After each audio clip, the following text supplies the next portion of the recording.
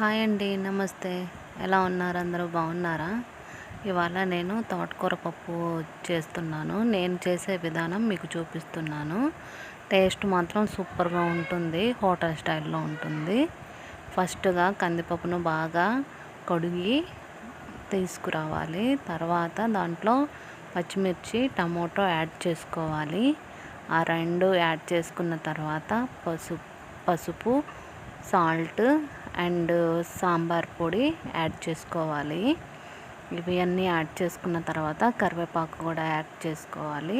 తర్వాత తోటకూర వేసుకొని అవన్నీ మిక్స్ చేసుకొని ఇక కొద్దిసేపు నాననిచ్చేసి దాన్ని ఇక గ్యాస్ మీద పెట్టేసుకొని ఫస్ట్ 1 విజిల్ ఫుల్గా పెట్టుకొని తర్వాత 3 విజిల్స్ అనేది సిమ్లో పెట్టుకొని ఉడికించుకోవాలి. పప్పు అనేది మెత్తగా ఉడకకూడదు, కొంచెం పదునుగా ఉండాలి. అలా ఉంటేనే పప్పుకి టేస్ట్ ఉండిద్ది, ఆకుకూర పప్పుకి.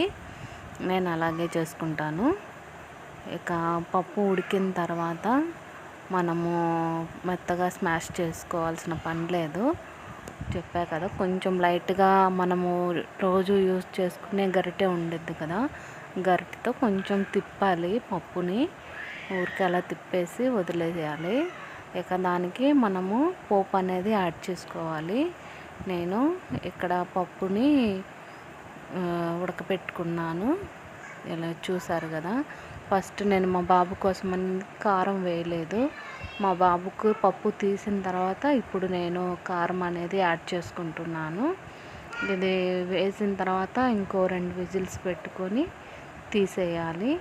ఇప్పుడు నేను పోపు కోసం అనేసి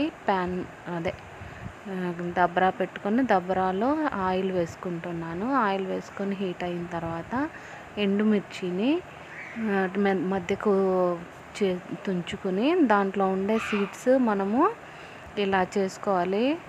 ఇలా సీడ్స్ మనము ఆయిల్లో వేపుకుంటే దాని టేస్ట్ అనేది ఇంకొంచెం ఇంక్రీడ్ అవుతుంది. టేస్ట్ చాలా బాగుంటుంది మనకి పంటి కింద పడినప్పుడు. నేను ప్రతి దాంట్లో ఇలానే చేస్తాను. తాలింపులకి, చట్నీలకి కానీ, టిఫిన్ చట్నీలలోకి కానీ, దేనికైనా ఇలానే చేస్తాను ఎండుమిర్చిని నేను. మీరు కూడా ట్రై చేయండి ఓసారి. తాలింపు బాగా వేగిన తర్వాత ఇక పప్పు అనేది యాడ్ చేసుకోవడమే.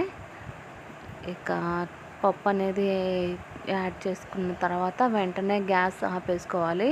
పప్పుని తెరలనివ్వకూడదు, దానికి ఉన్న టేస్ట్ అండ్ స్మెల్ పోతుంది. నేను గ్యాస్ ఆఫ్ చేసేసాను.